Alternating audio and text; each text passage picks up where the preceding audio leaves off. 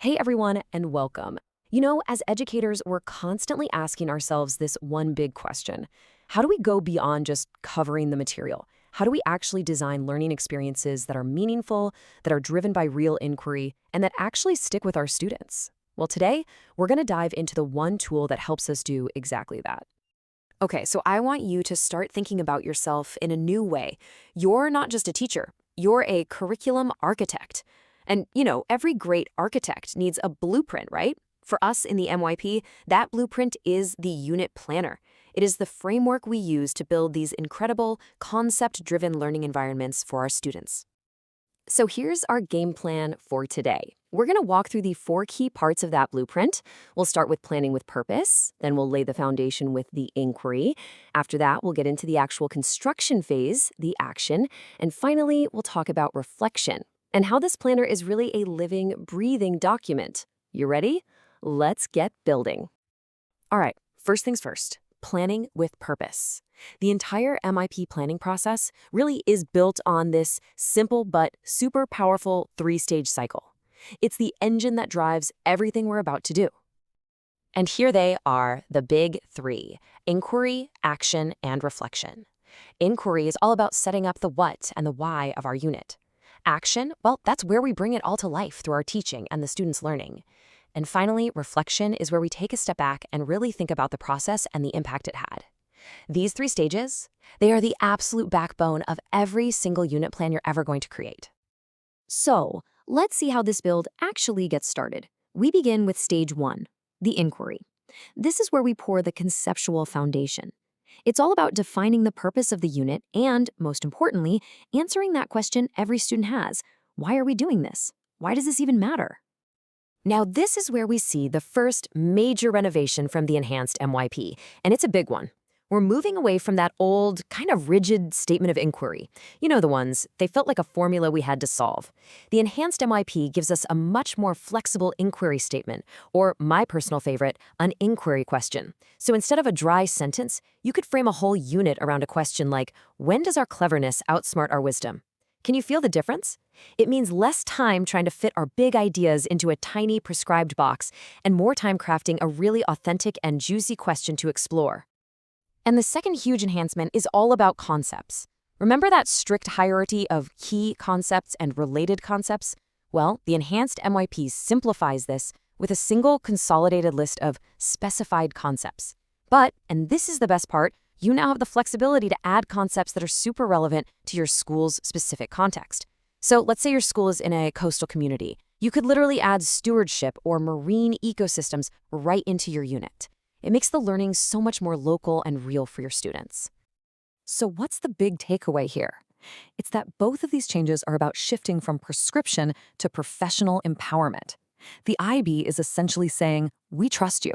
We trust you, the architect, with more freedom to design a learning structure that is genuinely meaningful for the actual students sitting in your classroom. And to help us make that learning relevant, the enhanced MYP gives us these three contextual lenses. Just think of them as different zoom levels on a camera. We can start with the individual lens, connecting a topic right back to a student's own life. Then we zoom out a bit to the local lens, looking at their neighborhood or community. And finally, we zoom all the way out to the global lens to explore how everything connects to these bigger worldwide systems. It's just a fantastic way to make huge global ideas feel personal. Okay, our foundation is set. Time for section 3, action. This is where the blueprint truly comes to life. This is the messy, dynamic, exciting process of teaching and learning, where students are actively building their own understanding. This quote just nails the spirit of the action stage. It's not about students passively soaking up information. No, it's about learning by doing. It's about being driven by their own agency. The classroom becomes more like a workshop where knowledge is actively constructed, not just, delivered. So on your actual planner, the action section is where you map out the entire student journey. Think of it as detailing every part of the construction phase. You're going to lay out everything from the big summative assessments that prove the learning happened to the specific ATL skills you're going to build, all the way down to the day-to-day teaching strategies and how you'll differentiate for every single learner in the room. Yeah, let's take ATL skills as a quick example. This table shows how the planner helps us be really intentional. We don't just list a skill and hope for the best. We plan its development. So a student might start at the beginning level, where we're just supporting them. They then move to using it with guided practice. But the goal, the real goal, is to get them to the sharing level, where that skill is so well taught that they can use it confidently, maybe even teach it to a friend. And that brings us to our final section, reflection. And honestly, this might be the biggest philosophical shift in how we think about the planner. It is not a static document you finish, check off a list, and then file away. It's a living blueprint.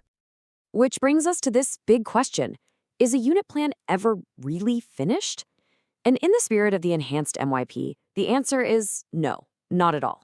And that's a really good thing. It means it's a tool for continuous improvement, not some monument to a plan that was perfect on day one. This really sums up the whole philosophy. Planners are living documents. We are empowered as designers. The guidance is flexible, not rigid. In fact, schools are now encouraged to design their own unit planner templates that work for them.